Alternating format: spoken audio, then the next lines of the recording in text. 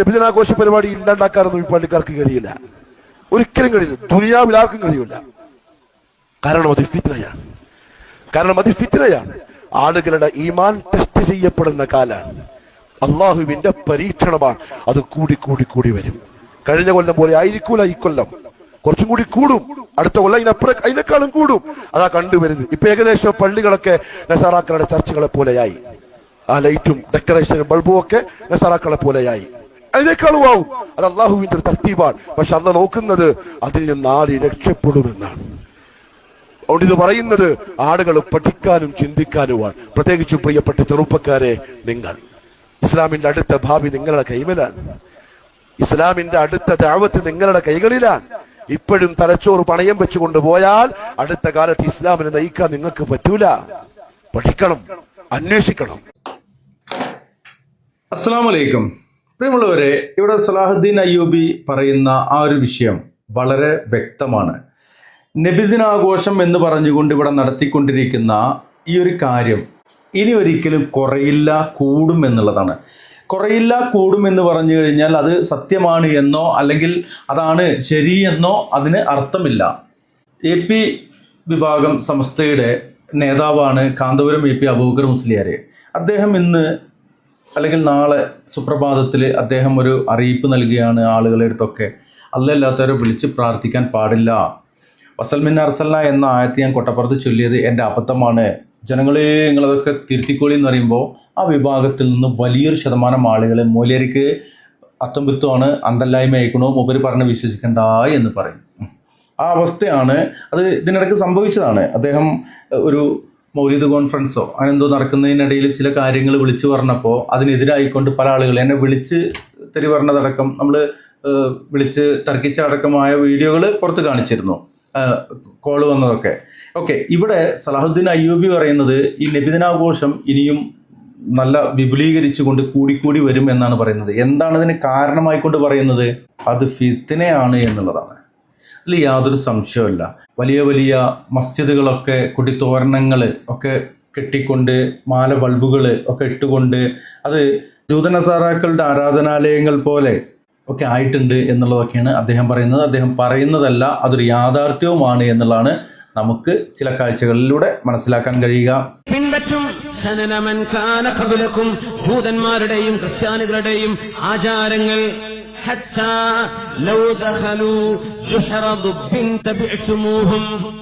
ഒരു ഉടുമ്പിന്റെ ഗുഹയിൽ ഒരു യൂറോപ്പുകാരൻ കടന്നാൽ, ബ്രിട്ടീഷുകാരൻ കടന്നാൽ, അമേരിക്കക്കാരൻ കടന്നാൽ നിങ്ങളും അത് ചെയ്യും. അവരെന്ത് സ്പോർട്സ് ആണോ ചെയ്യുന്നത് അത് നിങ്ങൾ ചെയ്യും. അവർക്ക് എന്തെല്ലാം എന്റർടൈൻമെന്റുകളുണ്ടോ അതൊക്കെ ഇവിടെ, അവർക്ക് എന്തെല്ലാം ഉണ്ടോ അതൊക്കെ നമ്മുടെ നാട്ടിലും. അതിന്റെ ഭാഗമാണ് നമ്മുടെ ബർത്ത്ഡേ ആഘോഷങ്ങളൊക്കെ. നമ്മുടെ ആചാരാണോ അത്? ആരാ കൊണ്ടുവന്നത്? ക്രിസ്ത്യാനികളും ജൂതന്മാരുമാ. നമ്മളെമ്പാടും ചെയ്യുന്നില്ലേ? എന്താ പാർട്ടിയൊക്കെ? നിങ്ങളത് ചെയ്യും. മൻ തശബ്ബഹ ബിഖൗമിൻ ഫഹുവ മിൻഹും. ഏതെങ്കിലും ഒരു സമൂഹത്തിന്റെ ആചാരം നിങ്ങൾ ഏറ്റെടുത്താൽ നിങ്ങൾ അവരിൽപ്പെട്ടവരാണ്, മുസ്ലിമല്ല.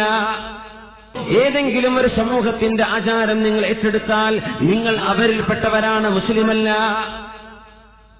നമുക്ക് ചെയ്യാൻ പാടുണ്ടോ? എന്തൊക്കെ അവർ ചെയ്യോ നിങ്ങളും ചെയ്യും. ഉദാഹരണം പറഞ്ഞതാണ്. ഇങ്ങനെ നോക്കിയാൽ പാശ്ചാത്യന്മാർ എന്തു കൊണ്ടുവരുന്നുവോ അതെല്ലാം നിങ്ങൾ പിൻപറ്റുന്ന അവസ്ഥ അന്ത്യനാളിന്റെ മുമ്പ് വരാനിരിക്കുന്നുണ്ടെന്ന് ഗൗരവത്തോടെ താക്കീതെന്ന നബിയാണ് മുഹമ്മദ് റസൂലുള്ളാഹ്. പള്ളിയിൽ DJ കണ്ടില്ലേ? കണ്ടായിരുന്നോ? പള്ളിയിൽ കണ്ടല്ലോ DJ. ഞാൻ വെറുതെ അതാ ഞാൻ പറഞ്ഞത്, ഞാൻ വെറുതെ തള്ളുകയാണെന്ന് പറയരുത്. സംഭവമല്ല, യാഥാർത്ഥ്യമാണ്, നിങ്ങൾക്ക് മനസ്സിലാക്കണം. പള്ളിയിൽ ഭയങ്കര DJ, നല്ല അടിപൊളി പള്ളി. എന്താ സംഭവം? കാണാൻ ലക്ഷങ്ങൾ, അത് കാണാൻ ലക്ഷങ്ങൾ, അത് കണ്ട് കൈയടിക്കാൻ ലക്ഷങ്ങൾ, 10,000 കണ്ട് ആഘോഷമാക്കാൻ ലക്ഷങ്ങൾ. പള്ളികൾ അല്ലാഹുവിന്റെ റസൂൽ പറഞ്ഞതാ. തുസഖ്റഫുൽ മസാജിദു കമാ തുസഖ്റഫുൽ കനായിസ് വൽ ബിയഉ കമാ ഖാല റസൂലുള്ളാഹി.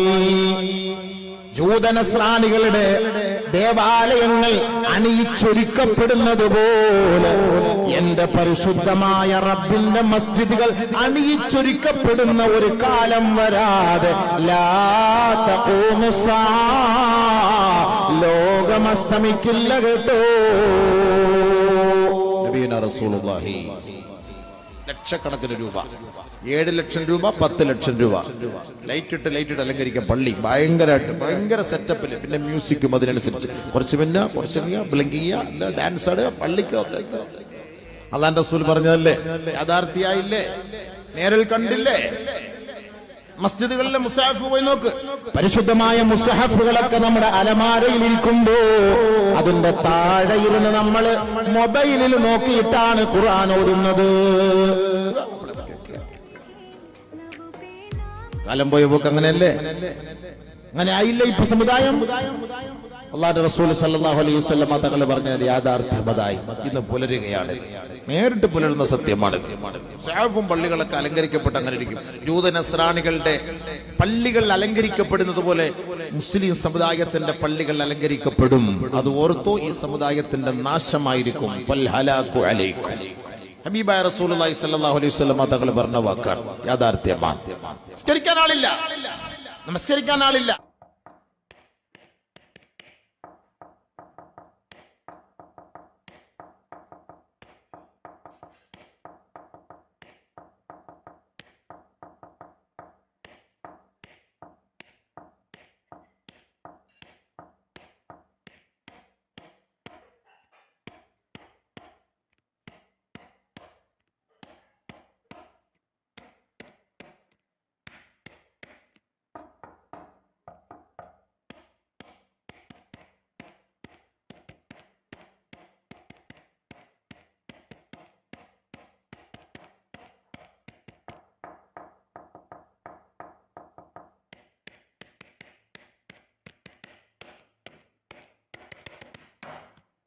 ഈ നബിദിനമൊക്കെ കഴിഞ്ഞില്ലേ, എന്തിനാണ് ഇതിങ്ങനെ പറഞ്ഞുകൊണ്ടിരിക്കുന്നത്? അടുത്തൊല്ലം അത് കൂടിക്കൂടി വരും.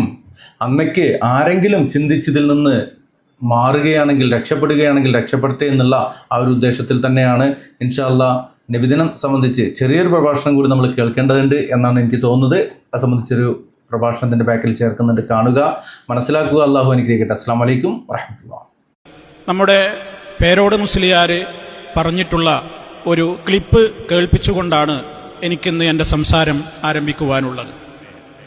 ഞാനിത് പറഞ്ഞു വരുന്നത്, ചെലവുണ്ടാവുമല്ലോ. അപ്പൊ ഇമാമിങ്ങൾ പറയാണ്, ഔലി അദമിൽ ഖുദ്റത്തിലെ അദമിൽ മാലി.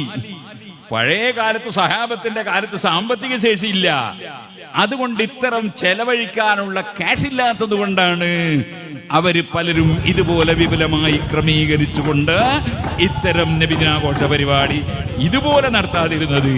ആഘോഷമില്ലായിട്ടല്ല, സന്തോഷമില്ലായിട്ടല്ല, ഇതുപോലെ നടത്താതിരുന്നത് സാമ്പത്തിക ശേഷി ഇല്ലാത്തത് കൊണ്ട് ആണ്. രണ്ടാമത്തെ മറുപടി കേട്ടല്ലോ സഹോദരങ്ങളെ. ഇവിടെ എന്താണ് വിഷയം? നാടൊട്ടാകെ നബിദിനാഘോഷം പൊടിപൊടിക്കുന്ന ഒരു തിരക്കിനിടയിൽ നമ്മുടെ മുസ്ലിയാർ ഇപ്പോൾ പറയുന്ന ഒരു പുതിയ ദുർവ്യാഖ്യാനമാണ് ഇപ്പോൾ നിങ്ങൾ കേട്ടത്. അതായത്, നമ്മൾ സാധാരണ ചോദിക്കാറുണ്ട്, ഇത്രത്തോളം വലിയ ഒരു സൽക്കർമ്മമാണ് ജന്മദിനാഘോഷമെങ്കിൽ മഹാനായ നബി സല്ലല്ലാഹു അലൈഹി വസല്ലമിൻ്റെ സ്വഹാബത്ത് എന്തുകൊണ്ടത് ചെയ്തില്ല? ഉത്തമ നൂറ്റാണ്ടുകാരായ ആളുകൾ അത് എന്തുകൊണ്ട് ചെയ്തില്ല? ഈ ചോദ്യം പലപ്പോഴും സാധാരണ എല്ലാ ആളുകളുടെയും മനസ്സിൽ സ്വാധീനിക്കുന്ന ഒരു ചോദ്യമാണ്. അതിനിപ്പോൾ ഈ മുസ്ലിയാർ ചില കിതാബിൽ നിന്ന് ചില ഉദ്ധരണികൾ വായിച്ചുകൊണ്ട് മറുപടി കണ്ടെത്തി ഓട്ടയടക്കാൻ ശ്രമിച്ചിരിക്കുകയാണ്. ബഹുരസമാണ് അദ്ദേഹത്തിൻ്റെ ന്യായങ്ങൾ. അദ്ദേഹം പറയാണ്, പണ്ഡിതന്മാർ പറഞ്ഞിട്ടുള്ള ഒരു മറുപടി എന്താണത്രേ?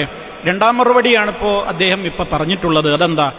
നബി സല്ലല്ലാഹു അലൈഹി വസല്ലമിൻ്റെ സഹാബത്തിൻ്റെ കാലത്ത് അവർക്ക് ആഗ്രഹമില്ലാഞ്ഞിട്ടൊന്നുമല്ല, നബി സല്ലല്ലാഹു അലൈഹി വസല്ലമിനോട് സ്നേഹമില്ലാഞ്ഞിട്ടോ അല്ലെങ്കിൽ ഇങ്ങനെ സന്തോഷമോ ആഘോഷമോ ചെയ്യണമെന്ന് താല്പര്യമില്ലാഞ്ഞിട്ടൊന്നുമല്ല, പക്ഷേ അവർക്കതിനുള്ള സാമ്പത്തിക ശേഷി ഉണ്ടായിരുന്നില്ല എന്നാണ്. അത് ചെലവുണ്ടല്ലോ മൗലൂദ് കഴിക്കണമെങ്കിൽ, ചെലവുണ്ടല്ലോ അങ്ങനെ മൗലൂദാഘോഷം നടത്തണമെങ്കിൽ. അപ്പം അതിനുള്ള സാമ്പത്തിക ശേഷിയും ക്യാഷൊന്നും ഇല്ലാത്ത പാവങ്ങളായിരുന്നു അവർ. അതുകൊണ്ട് ഇതുപോലെ വിപുലമായി ക്രമീകരിച്ചുകൊണ്ട് ഇത്തരം നബിദിനാഘോഷ പരിപാടി നടത്താതിരുന്നത് അതുകൊണ്ടാണ്, സാമ്പത്തിക ശേഷി ഇല്ലാത്തത് കൊണ്ടാണ് എന്നാണ് ഇപ്പോൾ രണ്ടാമത്തെ മറുപടിയായിട്ട് പറയുന്നത്. പ്രിയപ്പെട്ട സഹോദരങ്ങളെ, എന്തിനാണ് ഈ മുസ്ലിയാർ സമൂഹത്തെ ഇങ്ങനെ കബളിപ്പിക്കുന്നത്? ഒന്ന് ആലോചിച്ചു നോക്കൂ സഹോദരന്മാരെ. മഹാന്മാരായ സ്വഹാബത്ത് ഇത് ആഘോഷിക്കാത്തത്, അവരുടെ കയ്യിൽ ആഘോഷിക്കാനുള്ള സാമ്പത്തിക ശേഷി ഇല്ലാത്ത അവരെല്ലാവരും പരമദരിദ്രരായിരുന്നു എന്നാണല്ലോ ഇദ്ദേഹം ഇതിലൂടെ സൂചിപ്പിക്കുന്നത്. എന്നാൽ നിങ്ങളൊന്ന് സ്വഹാബത്തിന്റെ ചരിത്രം പരിശോധിക്കുന്ന ഏതൊരു വ്യക്തിക്കും മനസ്സിലാകുന്ന ഒരു കാര്യമല്ലേ? മഹാന്മാരായ സഹാബാക്കൾ എന്ന് പറഞ്ഞാൽ അവരും ഏത് കാലക്കാരെയും പോലെ അവരിലും ഉണ്ടായിരുന്നു വലിയ സമ്പന്നന്മാരുണ്ടായിരുന്നു, ഇടത്തരക്കാരുണ്ടായിരുന്നു, പട്ടിണിപ്പാവങ്ങളുണ്ടായിരുന്നു. മറ്റ് സമൂഹങ്ങളെ പോലൊക്കെ തന്നെ സഹാബിമാരും അങ്ങനെ തന്നെയായിരുന്നു. അല്ലാതെ എല്ലാവരും സഹാബിമാര് നമ്മൾ കേൾക്കുമ്പോഴേക്ക് എല്ലാവരും പരമദരിദ്രന്മാരായിരുന്നു, 5 കാശിന് ഗതിയില്ലാത്തവരായിരുന്നു എന്ന് തെറ്റിദ്ധരിപ്പിക്കലല്ലേ ഈ മുസ്ലിയാർ ഇതിലൂടെ ചെയ്യുന്നത്? സ്വർഗം കൊണ്ട് സന്തോഷ വാർത്ത അറിയിക്കപ്പെട്ട 10 സഹാബിമാരുടെ കൂട്ടത്തിൽ 5 സഹാബിമാരും വലിയ സമ്പന്നന്മാരായിരുന്നു. മഹാനായ അബൂബക്കർ റളിയല്ലാഹു അൻഹുവിന്റെ ചരിത്രം, അദ്ദേഹത്തിന് സമ്പത്തുണ്ടായിരുന്നു. ഉസ്മാൻ ഇബ്നു അഫ്ഫാൻ റളിയല്ലാഹു തആല അൻഹു മില്യണയർ ആയിരുന്നു, നമ്മുടെ ഭാഷയിൽ മില്യനും ബില്യനുമുള്ള ആളായിരുന്നു. മഹാനായ സഹാബി ത്വൽഹത്ത് ഇബ്നു ഉബൈദില്ല, സ്വർഗമുണ്ട് അശറത്തുൽ മുബശ്ശിരീങ്ങളിൽപ്പെട്ട സഹാബിയല്ലേ ത്വൽഹത്ത് ഇബ്നു ഉബൈദില്ല, അദ്ദേഹം വലിയ സമ്പന്നനായിരുന്നു. ആ കൂട്ടത്തിൽ തന്നെ എണ്ണപ്പെടുന്ന വ്യക്തിത്വമല്ലേ മഹാനായ സഹാബി അബ്ദുറഹ്മാൻ ഇബ്നു ഔഫ് റളിയല്ലാഹു അൻഹു? വലിയ സമ്പന്നനായിരുന്നു എന്ന് പറഞ്ഞാൽ അതീവ സ്വത്തുള്ള വ്യക്തിയായിരുന്നു. തീർന്നില്ല, അതേ കൂട്ടത്തിൽ നമ്മൾ എള്ളുന്ന വ്യക്തിത്വമാണ് സുബൈർ റളിയല്ലാഹു അൻഹു. ഈ സുബൈർ റളിയല്ലാഹു അൻഹു അടക്കം ഞാൻ ഈ എണ്ണിപ്പറഞ്ഞ സഹാബിമാർ, ഇവരൊക്കെ ഇന്നത്തെ കാലത്ത് ഇപ്പം അവരെക്കുറിച്ച് പറയുകയാണെങ്കിൽ മില്യണയർമാർ, ബില്യണിന്റെ ആളുകളായിരുന്നു. അവരൊക്കെ കോടീശ്വരന്മാരായിരുന്നു. എന്തായിരുന്നു അവരുടെയൊക്കെ സമ്പത്ത്? അവരൊക്കെ എത്രയാണ് അള്ളാഹുവിൻ്റെ മാർഗത്തിലേക്ക് ധനം ചെലവഴിച്ചത്? അവരൊക്കെ കോടിക്കണക്കിന് ഇന്നത്തെ വിലയുള്ള വലിയ വലിയ സദഖകളായിരുന്നു, അവരും വഖഫുകളായിരുന്നു അവരൊക്കെ നൽകിയിരുന്നത്. എന്നിട്ട് അവർക്കൊന്നും ഒരു മീലാദ് ആഘോഷിക്കാനുള്ള ഒരു പൈസ ഉണ്ടായില്ല. അവർക്ക് വേണമെന്നൊക്കെ ഉണ്ടായിരുന്നു, ആഘോഷമില്ലാഞ്ഞിട്ടും വേണമെന്നില്ലാഞ്ഞിട്ടും സന്തോഷമില്ലാഞ്ഞിട്ടും ഒന്നും അല്ല, ക്യാഷ് വേണ്ടേ ഇത്ര വിപുലമായി നടത്താൻ എന്നാണ് ഇപ്പൊ പേരോട് മുസ്ലിയാർ ഇവിടെ തട്ടിവിടുന്നത്. ഒന്ന് മനസ്സിലാക്കിക്കോളൂ ജനങ്ങളെ, ഇവരെത്രത്തോളം സമൂഹത്തെ ഈ രൂപത്തിൽ പറഞ്ഞു പറ്റിക്കുന്നു എന്നുള്ളതിന് ഇതിനപ്പുറം ഇനി തെളിവെന്താണ് വേണ്ടത്? എന്നാൽ പിന്നെ ഒരു സാമ്പത്തിക ശേഷി ഇല്ലാത്ത പരമദരിദ്രരായിരുന്നു സഹാബിമാരെന്ന് നമ്മളാണ് സങ്കല്പിക്കുക. എന്നാൽ പിന്നെ പേരോട് മറുപടി അറിയേണ്ട ഒരുപാട് ചോദ്യങ്ങളുണ്ട്. എന്തെങ്കിലും ഒരു സാമ്പത്തിക ചെലവുണ്ടോ? നബി സല്ലല്ലാഹു അലൈഹി വസല്ലം ജനിച്ച സമയം ഈ സഹാബിമാർക്ക് എന്തായാലും അതൊക്കെ അറിയാലോ. അവർക്ക് 5 പൈസ ചെലവില്ലല്ലോ. മസ്ജിദുൻ നബവിയിൽ മദീനത്തെ പള്ളിയിൽ അവിടെ സുബഹിക്ക് മുമ്പ് തന്നെ കയറി ഇരുന്നിട്ട് വട്ടം കൂടി ഇരുന്നിട്ട് എത്ര മദ്ഹിന്റെ ബൈത്ത് ചൊല്ല അവർക്ക് ഈ 12ന്റെ അന്ന് ആഘോഷിക്കാൻ? അവർക്ക് എന്താ ബൈത്തിന് വല്ല കമ്മിയുണ്ടോ? അവരല്ലേ പാടിയത് വഅഹ്സനു മിൻക ലം തറഖത്തു ഐനി വഅജ്മലു മിൻക ലം തലിദിൻ നിസാഉ. നിങ്ങളെപ്പോലെ ഒരു കുട്ടിയെയും ഒരു ഉമ്മയും പെറ്റിട്ടില്ല നബിയെ. നിങ്ങളെപ്പോലെ സൗന്ദര്യമുള്ള ഒരു വ്യക്തി ലോകത്ത് ഞാൻ എൻ്റെ കണ്ണ് കണ്ടിട്ടില്ല. അവർക്ക് പാട്ടിനും മദ്ഹിനൊക്കെ വല്ല പഞ്ഞോണ്ടായിരുന്നോ? അവരാരെങ്കിലും നബി സല്ലല്ലാഹു അലൈഹി വസല്ലമ ജനിച്ച ഈ റബീഉൽ അവ്വൽ 12ന്റെ ഈ ദിവസം പള്ളിയിലാണ് കയറിയിരുന്നിട്ട് നേരത്തെ തന്നെ അവരെല്ലാവരും കൂടി 5 പൈസ ചെലവാക്കണ്ട, കാരണം കാശില്ലല്ലോ, പാവങ്ങളല്ലേ, അവരങ്ങനെ ചെയ്തോ? അതെങ്കിലും പേരോട് ഉദ്ധരിക്കാൻ കഴിയോ? കഴിയില്ല മുസ്ലിയാക്കളെ. നിങ്ങൾക്ക് നിങ്ങളുടെ കയ്യിൽ തെളിവുകളില്ല, യാതൊരു പ്രമാണവും നിങ്ങൾക്ക് ഉദ്ധരിക്കാനില്ല എന്നുള്ളതിന്റെ തത്രപ്പാടും ആ നിലക്കുള്ള ഒരു കീഴടക്കവുമാണ് ഇതിലൂടെയൊക്കെ കാണുന്നത്. ദീനിനു വേണ്ടി മുഴുവൻ സ്വത്ത് ധർമ്മം ചെയ്തവരാ സ്വഹാബിമാര്. ഒന്ന് ആലോചിച്ച് നോക്കി.